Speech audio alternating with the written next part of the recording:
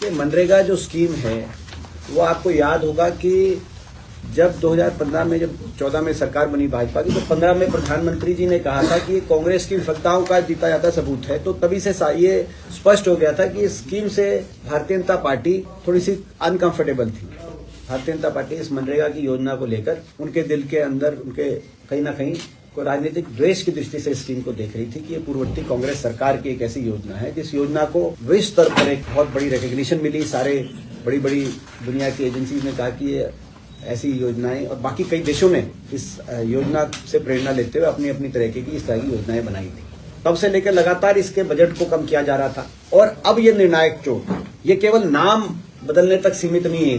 पहली बात नाम पे मैं आता हूँ। ये बात बार बार साबित होती है कि भारतीय जनता पार्टी की सरकार काम में नहीं नाम में विश्वास रखती है। काम की राजनीति नहीं नाम की राजनीति में विश्वास करती है और ये सबसे बड़ा इस बात का उदाहरण है। क्योंकि बजट तो कम करने जा रहे हैं, केंद्र सरकार ने नाम तो बदल दिया। महात्मा गांधी जी जो हमारे राष्ट्रपिता हैं उनके नाम से क्या आपत्ति किसी को हो सकती थी, लेकिन उनके नाम को बदला गया। और ये मैं बताऊं, जब ये योजना लेके आए थे उस समय भी मैं संसद में था, लोकसभा में था, ये सर्वसम्मति से पारित हुई थी और सबने जो है इस बात का जो है जब दोबारा से नाम चेंज वाली बात थी तो उस बात का भी सबने समर्थन किया था, भाजपा ने भी किया। तो अब नाम बदला मगर नाम के साथ योजना बदल दी। और योजना कैसे बदली, इसके 3-4 मुख्य बिंदु हैं। पहली बात तो यह है कि पहले ये योजना डिमांड ड्रिवन थी। सबसे बड़ी बात है डिमांड ड्रिवन मतलब कोई लिमिट नहीं थी, जितना भी हो सकता था उतना केंद्र को बजट प्रोवाइड करना ही था। जितने भी वर्कर्स मनरेगा के अंदर काम अपना मांगे उस कामों के डिमांड के आधार पर, और ग्राम पंचायत उसको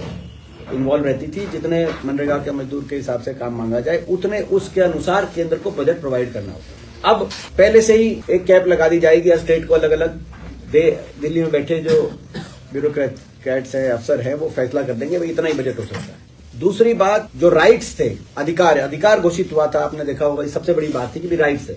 राइट का क्या मतलब था कि भाई अगर कोई मांगेगा तो उसको काम तो देना ही पड़ेगा। यदि नहीं दोगे तो 15 दिन तक, अगर 100 दिन का काम नहीं मिले किसी मजदूर को तो 15 दिन के बाद उसको कंपनसेशन दी जाएगी।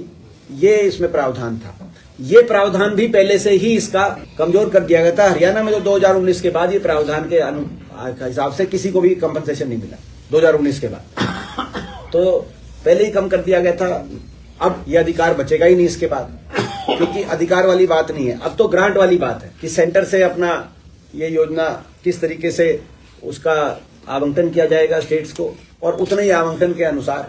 अब तीसरी बात है बजट जो है उसमें भी सेंटर ने अपना हाथ पीछे खींच लिया। पहले 100% of the labour cost, labour का जो पोर्शन है मनरेगा का, उसका 100% केंद्र सरकार दिया करती थी बजट। और जैसे मैंने कहा कि कोई फिक्स्ड नहीं था कि कितना देती थी, जितना प्रदेश सरकारें काम के आधार पर जितनी डिमांड रखेंगे उतना ही देना अनिवार्य था। अब वो 100% से इन्हें घटाकर अपना शेयर सेंटर ने 60% कर दिया और 40% प्रदेश सरकारों पर कहा कि प्रदेश सरकार जहां 40% देंगी वहां मनरेगा की योजना इस अनुपात में चलाई जाए। जहां तक प्रदेश सरकारों की बात है, जो प्रदेश सरकार जैसे हरियाणा सरकार जो अत्याधिक कर्जे में आर्थिक परिस्थितियां हैं जिन प्रदेश सरकारों की, वो तो पहले ही इस तरह की केंद्र की स्कीम्स का अपने प्रदेशों में लागू नहीं कर पा रही। हरियाणा भी बहुत डेट में, आपको पता है, बहुत बड़ा कर्जा हरियाणा प्रदेश के ऊपर।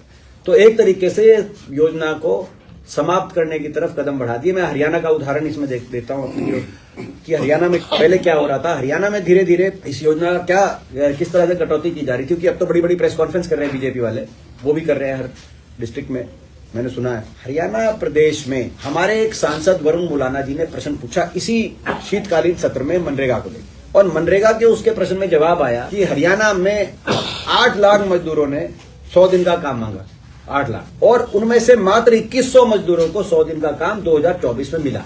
पहले ही इस योजना को कितना इसमें कटौती कर दी गई, आप अंदाजा लगाओ। और अब और ज्यादा इसको मैं अपना हाथ पीछे खींचते हुए, आर्थिक सहायता जो केंद्र से मिलनी चाहिए उससे और ज्यादा हाथ पीछे खींचते हुए, प्रदेशों पे बोझ डालते हुए, अधिकार जो राइट्स दिए गए थे उस अधिकारों को एक तरीके से डाइल्यूट करते हुए इस योजना को काफी हद तक कमजोर करने की तरफ कदम बढ़ाया है और नाम बदल दिया। तो ये कांग्रेस पार्टी इसका विरोध करती है। हमने संसद में भी विरोध किया, सड़क तक विरोध करेंगे। हम मजदूरों के अधिकारों को से मजदूरों को यूं वंचित नहीं रहने देंगे। एक और बात है, हम ये मांग करते रहे हैं कि इसको कृषि से जोड़ा जाए, लेकिन कृषि से जोड़ने की बजाय अब एक और चीज आ गई कि 60 दिन तक जब जो है कटाई का सीजन है और उसमें भी कोई तय नहीं है वो 60 दिन कब, क्योंकि अलग अलग जगह अलग अलग होते हैं, जिलेवारी फर्क पड़ जाता है कब से कटाई का या सोइंग का जो सीजन है, बुआई का कटाई का, तो वो अलग अलग प्रदेशों में अलग अलग होता है और प्रदेशों के अंदर भी अलग अलग समय पे कटाई बुआई चल रही होती है। तो उसका कोई इन्होंने फिक्स नहीं किया, लेकिन उसमें मनरेगा को स्कीम को डिसकंटिन्यू करेंगे, ये भी एक नई बात आई। तो इसमें जो बात हम मांग तो ये थी कि कृषि से जोड़ा जाए, लेकिन कहीं ना कहीं वहां भी कृषि से जोड़ने के बजाय ये हरियाणा के संदर्भ में इसका इस कानून से भी जो है इस योजना को नुकसान होगा, तो हम इसका विरोध करते हैं। और ये जो सारा जो आज देश का मजदूर सच जान चुका है, देश के मजदूर के साथ हम खड़े हैं और इस योजना को यूं समाप्त नहीं होने देंगे।